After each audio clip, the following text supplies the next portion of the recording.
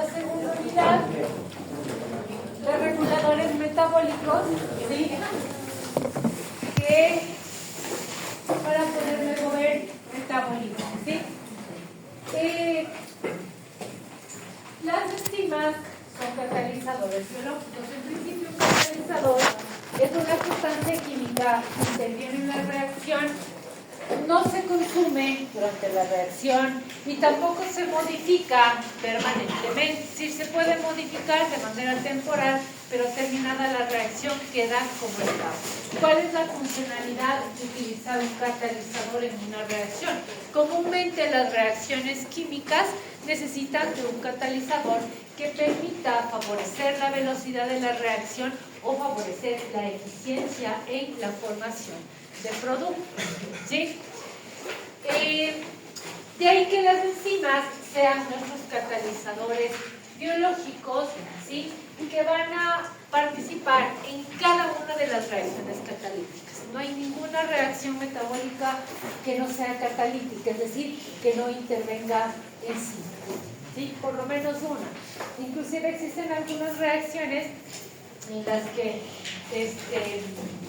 lo que ocurre, mejor dicho, interviene un complejo enzimático, no solo uno, ¿sí?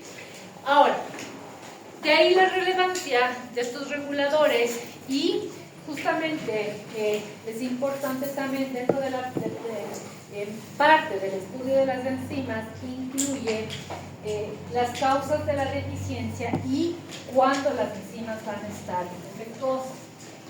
Como la gran mayoría de enzimas, que vamos a ver más adelante, son proteínas, una de las causas de que estén deficientes definitivamente es un déficit nutricional. ¿Por qué? Porque si no consumimos la suficiente cantidad de alimentos, no incorporamos todos los aminoácidos esenciales que requerimos, ¿cierto? Y por lo tanto no vamos a poder biosintetizar enzimas. Otra de las causas para que estén deficientes es problemas genéticos, ¿sí? Por alteraciones genéticas las enzimas pueden estar en menor cantidad de lo que se necesita y también ser defectuosas, ¿sí? Provocando pues alteraciones metabólicas. También el efecto de toxinas, el efecto de patógenos, ¿sí? Puede causar este tipo de... Ahí está parada. Ahí no, ya. Ahora, ¿por qué mejoran la eficiencia los catalizadores? Bueno, las enzimas de hecho generan una altísima eficiencia de las reacciones. Disminuyen la energía de activación, ya les voy a explicar qué significa eso. El punto es que mejoran tanto, si aumentan en un orden de 10 a la 6 la velocidad de las reacciones metabólicas. Eso es muchísimo. De ahí que cuando se quiere replicar una reacción enzimática, una reacción metabólica en un laboratorio sin enzimas, se entendería, ¿sí? Las condiciones de presión, de temperatura, de pH que se deban utilizar no son compatibles con la vida, ¿sí? Por lo tanto, sí o sí, una reacción biológica, una reacción metabólica debe estar mediada por enzimas, ¿sí? Una de las características que tienen las enzimas es que son específicas, es decir, no es que cualquier enzima actúa sobre cualquier sustrato, no. Hay enzimas para cada uno de los sustratos, para cada una de las reacciones. Fíjense, hay enzimas que pueden actuar, dos enzimas distintas para un mismo sustrato, pero para generar productos distintos, ¿sí? Inclusive hay enzimas que tienen estereoespecificidad. ¿Se acuerdan que decíamos que solo podemos utilizar los isómeros D de los monosacáridos y los L de los aminoácidos? Justamente porque las enzimas llegan inclusive a ese nivel de especificidad. ¿De acuerdo? ¿Cómo se clasifican las enzimas? A ver, hasta hace unos 50 años puede ser. El sistema de clasificación y nomenclatura era muy básico, ¿sí? Inclusive las enzimas tenían nombres. ¿Por qué está aquí estas bancas?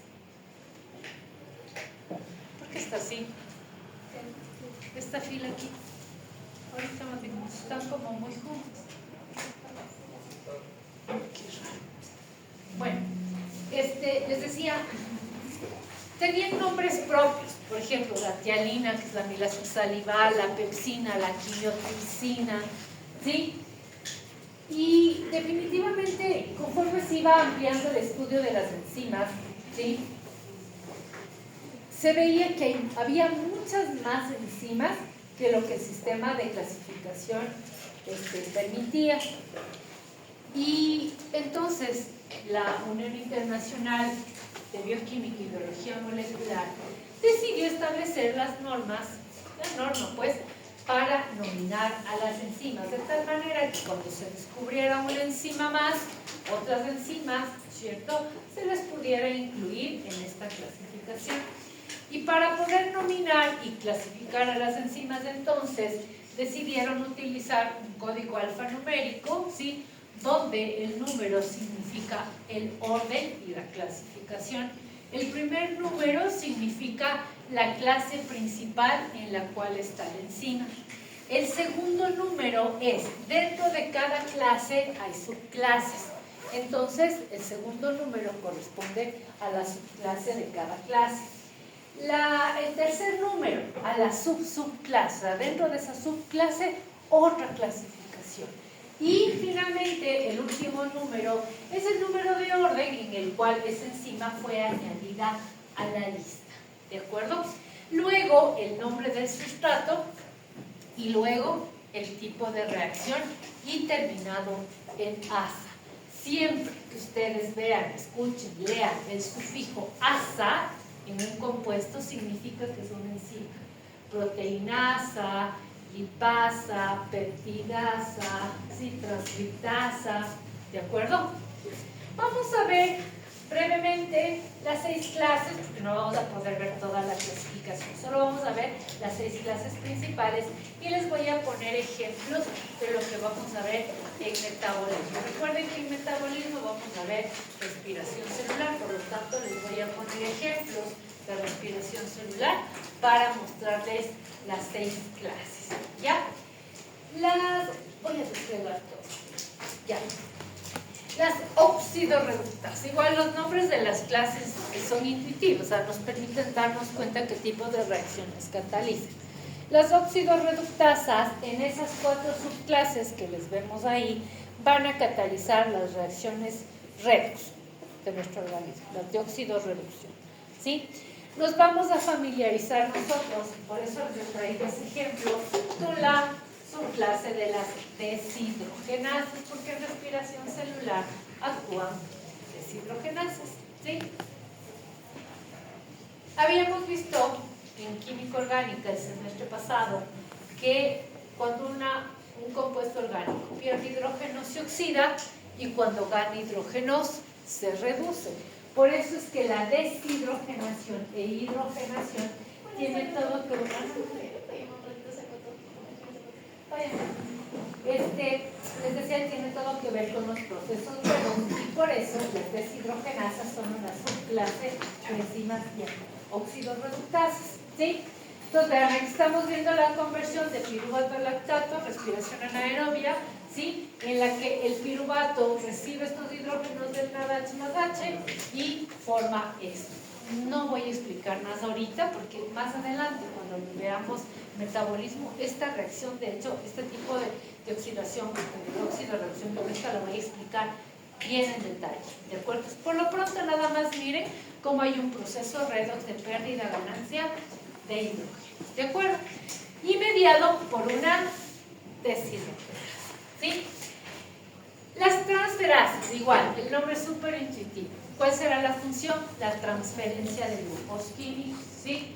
Como por ejemplo, esto en respiración celular, la transferencia de fosfato del ATP a la glucosa. Se une acá, miren, y de glucosa paso a glucosa 6-fosfato. Muy importante reacción de la respiración celular que ya veremos más adelante, ¿de acuerdo? Miren acá, las hidrolasas. ¿Hidro qué significa? Agua. Lasas se refiere a lisis, a romper. Las hidrolasas son todas las enzimas enzimas que son de ruptura de enlaces, pero en las que interviene el agua. Recuerden que cuando veíamos las funciones metabólicas, las funciones del agua decía que tienen función metabólica también, rompiendo enlaces, ¿verdad? ¿Mediado con quién? Con una enzima hidrolasa. Todas las enzimas digestivas son hidrolasas, por ejemplo. ¿Sí? ¿Por qué? Porque la digestión consiste en romper enlaces para fraccionar las biomoléculas que nos hemos ingestado para hacerlas más chiquitos y poder absorber. ¿Sí? Vean, por ejemplo, aquí, por efecto de una hidrolasa se rompe ese doble enlace, mira, y pasa de fumarato a malato, reacción del ciclo de Krebs. Ya vamos a ver más adelante. ¿Se fijan? Una hidratación. ¿Sí? Ya. Las liasas, igual, súper intuitivo. Liar, ¿qué significa? Unir. Sin embargo, las liasas hay de dos subclases, las liasas de ruptura y las liasas de unión, o sea, para darle honor a su nombre, ¿sí? Las liasas de ruptura solo pueden romper estos tipos de enlace y en el caso del enlace carbono-nitrógeno, cualquiera que no sea el peptídico. El enlace peptídico no puede romper. La hidrolasa es la que rompe el enlace peptídico carbono-nitrógeno. ¿Sí? Entonces, miren, aquí estamos viendo la ruptura, enlace carbono-carbono, igual, esto es glucólisis, respiración celular, ¿no? Glucólisis, esta fructosa se forma estas dos moléculas de 3 átomos de carbono, es la última reacción de la glucólisis de la primera fase. Sí, sí han de haber visto en biología, pero bueno, ya lo vamos a volver a ver. Entonces, por efecto de una liasa de ruptura. Pero las liasas, también las hay, como les decía, las que hacen honor a su nombre, las liasas de unión de moléculas, ¿sí? Esta unión de moléculas, por ejemplo aquí, y hay una particularidad. Hay dos clases de enzimas que sirven para unir moléculas. Unas son las liasas, pero se diferencian en el uso o no de ATP. En el caso de las liasas no necesitan ATP para hacer esta síntesis, para unir las moléculas. Por ejemplo, les he traído como ejemplo, primera reacción del ciclo de Krebs, la condensación de la acetilcoenzima A, ¿sí? Con la citrato sintasa al oxalacetato. Aquí en este carbono se une. ¿Vean cómo se unen los dos grupos? ¿Sí? Y me queda el ácido cítrico o citrato. ¿De acuerdo?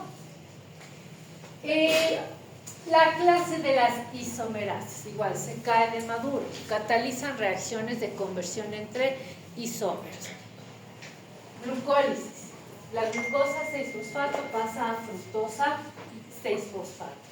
Recuerden que ambos son C6H12 o 6, por lo tanto son isómeros. Hay un reordenamiento de la molécula nada más para formar el isómero respectivo. ¿Ya?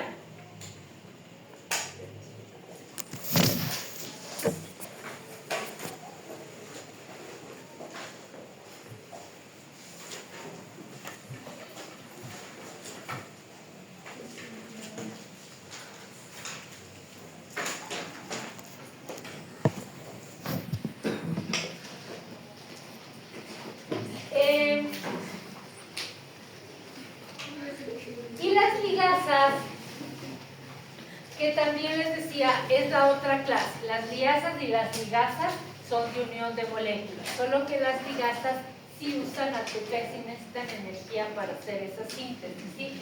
Por ejemplo, aquí no había ninguna en respiración celular, pero les traje esta que algo vimos. ¿Se acuerdan que les decía que de los aminoácidos, a partir del ácido glutámico, un aminoácido derivado es la glutamina? De hecho, para obtener la glutamina, para obtener la asparagina del ácido a partir del ácido aspargico, lo que ocurre es una reacción entre el aminoácido ácido y el amoníaco, de tal manera que se puede incorporar en el ERE un grupo amino, ¿de acuerdo? ¿Sí? Y formar el otro aminoácido, ¿de acuerdo? Evidentemente en presencia de ATP. Bien, vamos a ver ahora ya la parte química, que es lo que nos compete, ¿sí? Hasta finales Bueno, hasta los inicios del siglo XX se pensaba que las enzimas eran como los ácidos nucleicos, han formado todos los nucleótidos. Pero ya en 1926 Samer aisló por primera vez a la primera enzima, la ureasa. Y entonces pudo ver que la naturaleza química eran proteínas. Desde acá, ¿sí? Que ya son como un poquito más de 100 años, ya se conoce que definitivamente las enzimas son proteínas, excepto un poquitito, un pequeñito grupo de enzimas que son ARNs, que habíamos visto, que se llaman ribosinas y que cumplen su función catalítica por complementariedad de bases nitrogenadas con el sustrato, ¿sí? Ahora, estas proteínas, estas enzimas, pueden, como son proteínas, pueden ser simples o conjugadas, que ya sabemos que es una característica de las proteínas. La gran mayoría son conjugadas. 4 clases conjugadas, 2 clases son simples. Es decir, la mayoría de las enzimas tienen una parte proteica que se llama apoenzima y que tienen unido un grupo que no es proteico, que puede ser grupo prostético o coenzima cuando la unión es estable, es decir, cuando no se disocia, cuando la parte no proteica siempre está unida al enzima. O puede ser un cofactor cuando ese grupo químico que no es proteico se une, se separa, se une, se separa, ¿de acuerdo? ¿Sí? Y el conjunto de la parte proteica y de la no proteica se llama holoenzima, ¿verdad? ¿Sí? Ahora, si las enzimas tienen la función de promover, ¿no es cierto?, de permitir las reacciones metabólicas, ¿dónde deberían estar ubicadas? ¿En qué parte? En la matriz extracelular, ¿en dónde deberían estar?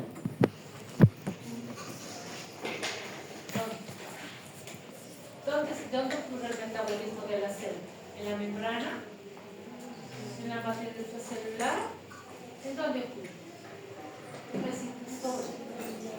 Las enzimas son intracelulares, con excepciones. ¿Cuáles son las excepciones? Las enzimas de coagulación sanguínea. ¿Dónde deberían estar esas? La sangre, en el plasma. Oh. ¿Y cuáles más? Las enzimas digestivas. ¿Dónde están las enzimas digestivas? Que son hidrolases, ¿se acuerdan? Les dije. En la saliva, en el jugo gástrico, el jugo pancreático que sale al duodeno y la secreción del borde en cepillo del intestino delgado. ¿Sí?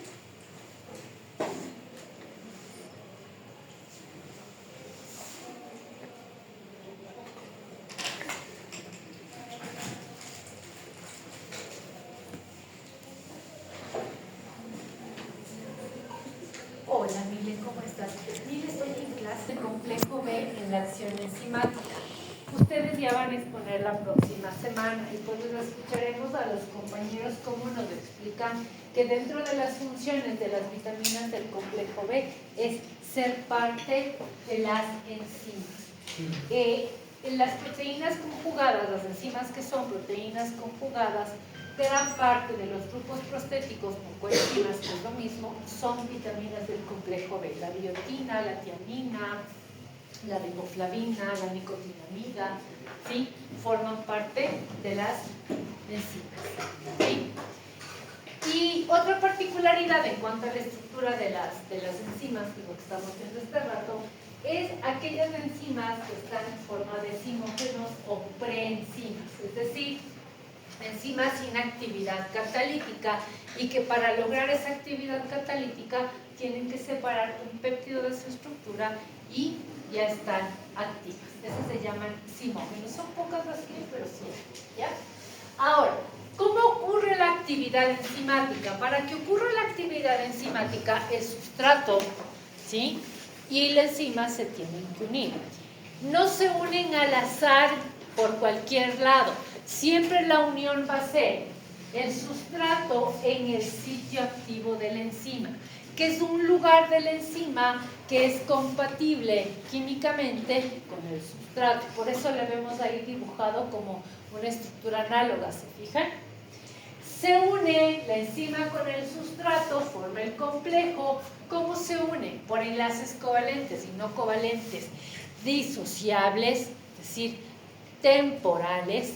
¿Hasta cuándo? Hasta que el sustrato haya generado los productos, interactúa con la enzima, forma productos y los productos se separan porque se rompen estos enlaces y la enzima queda igualita como estaba. Recuerden que la enzima ni se consume ni se modifica permanentemente. Puede modificarse mientras está haciendo su acción catalítica, pero luego se regenera, ¿sí? Y justamente en respiración celular, la regeneración enzimática es súper relevante para la generación de energía, de ATP, ya les lo expliqué, ¿ya? Ahora, cuando empezaron los estudios sobre las enzimas, Fischer decía que la especificidad de la enzima con su sustrato se debe a que el sitio activo es químicamente exacto, perfectamente compatible con el sustrato. Por eso vean aquí la gráfica, como la parte del sitio activo es igualito a esta parte del sustrato. Y por eso se puede formar el complejo entre la enzima específica para ese sustrato, ¿sí? Por eso Fischer le llamaba la teoría de la llave cerradura, porque decía que el reconocimiento entre el sitio activo y el sustrato era similar al reconocimiento que hace una cerradura con su llave. Es decir, ese acanalado que tiene la llave corresponde perfectamente con el acanalado de la cerradura y por eso se puede abrir, ¿sí? Pero más adelante, Koshland, cuando estaba haciendo sus estudios sobre ¿cómo es? Regulación alostérica, regulación enzimática alostérica, determinó que resulta que no, que el sitio activo no es perfectamente compatible con el sustrato, ¿sí? Sino que más bien es una zona plástica, una zona flexible de la enzima, que sí, tiene una analogía estructural al sustrato, sí, pero no es perfectamente igual, sino que cuando ya se une al sustrato, ¿sí? Ahí sí son totalmente compatibles. ¿Alguien tiene un guante que me preste un ratito, por favor?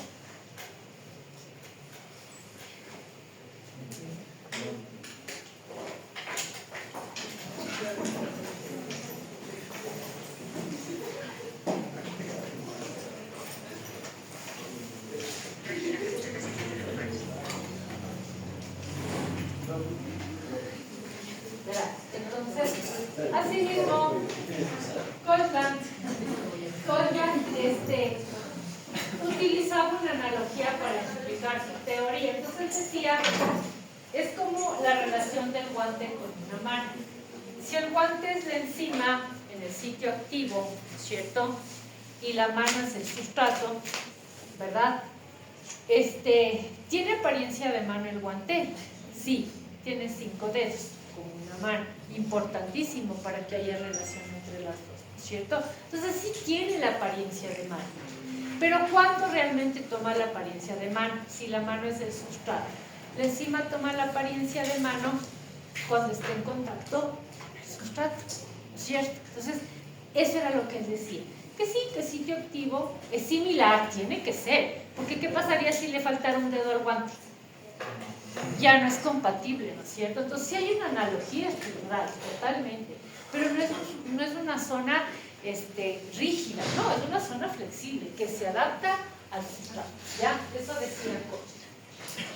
Ve, ahí estamos viendo los enlaces que les decía. Lo que está en el centro remarcado de verdecito es un sustrato y lo de fuera es parte de la enzima, ¿sí? Entonces vean, la enzima hace como una especie como de bolsita, ¿sí? Aquí, en el sitio activo. Se une el sustrato y empieza la reacción biológica. Miren, aquí están los enlaces. Este es el sustrato, ¿no? Lo de fuera es parte de la enzima. Vean, puente de hidrógeno, puente salino, el ácido dipolo. ¿Se fijan? ¿Sí? Son los enlaces que ya conocemos, ¿ya? Todos enlaces. ¿No es cierto? ¿Sí o no? ¿Ves? No he mentido. Ahora, ¿qué es la energía de activación? ¿Por qué la enzima permite aumentar la eficiencia de una reacción?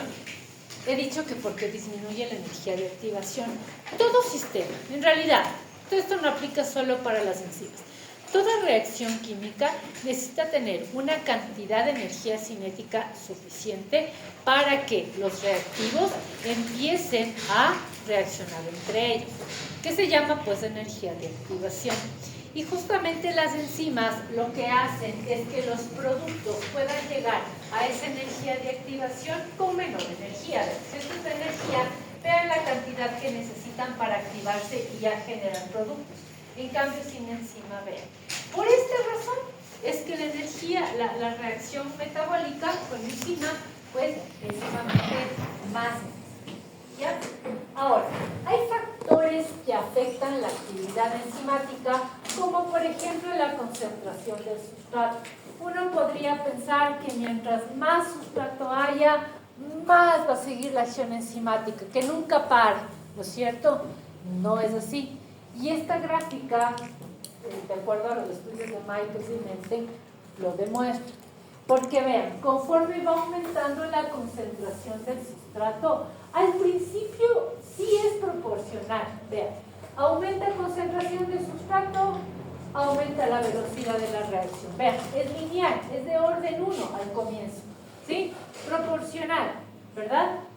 Pero conforme va aumentando la velocidad, la concentración del sustrato, cada vez la reacción se hace más lenta, más lenta, más lenta, más lenta, hasta que llega a una velocidad máxima, es decir, llega a un orden cero de relación entre las dos variables.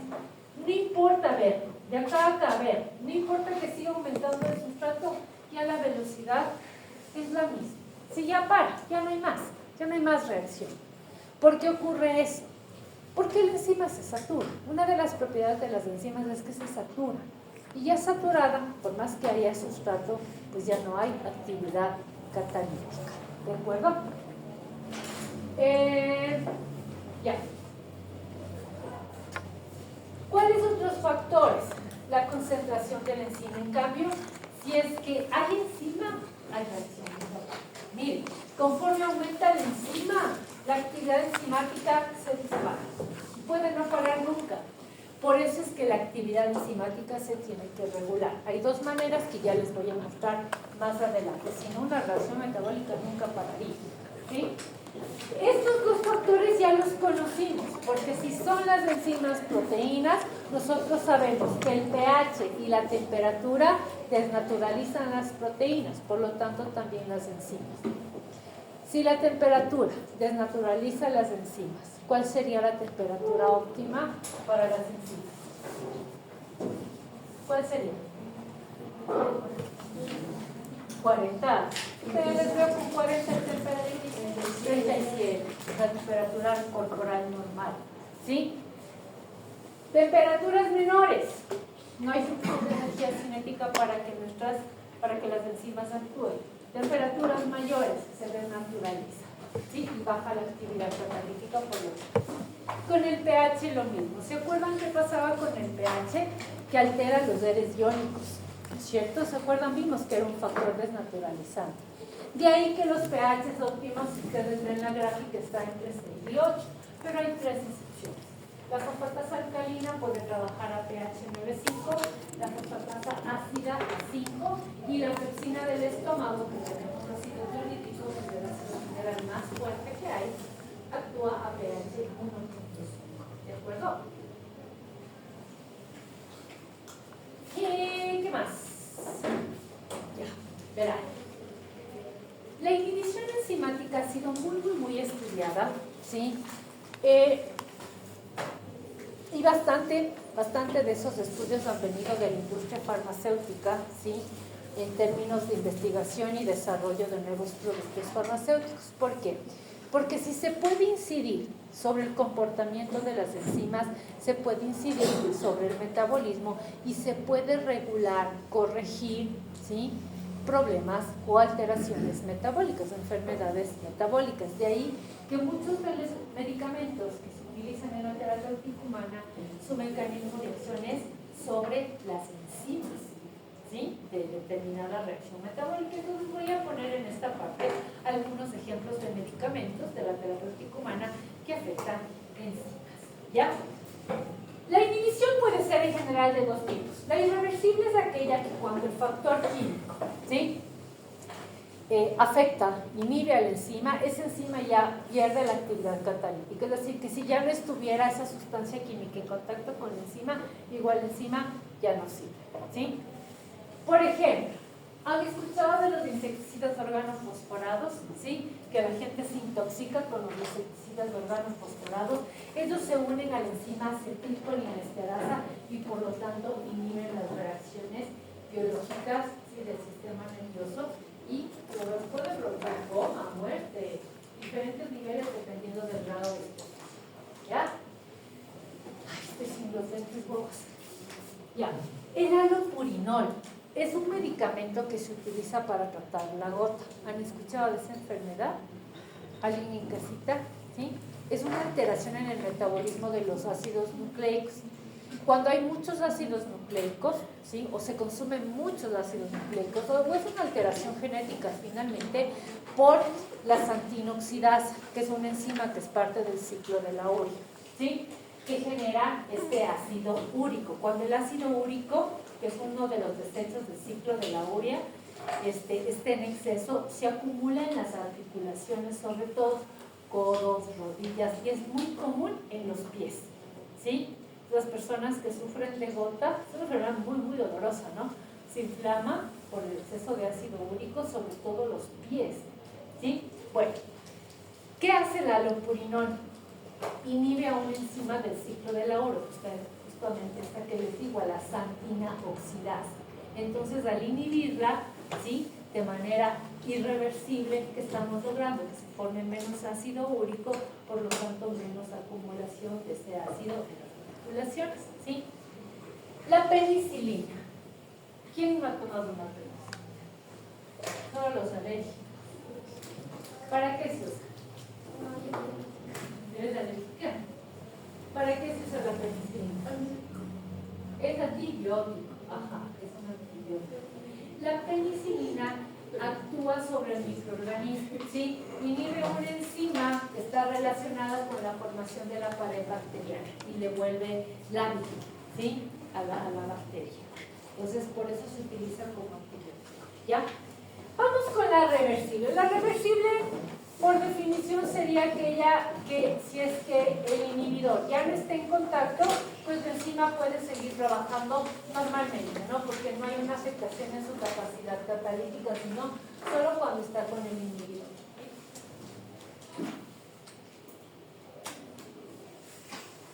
Ya no quiero pasar. Esta computadora es muy rara, ¿saben?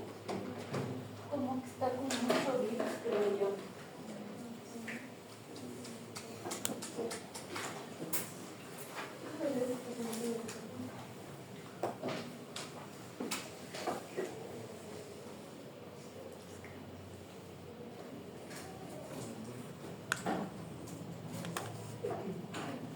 No veo. ¿Cómo? ¿Qué dice aquí? Lo que hay.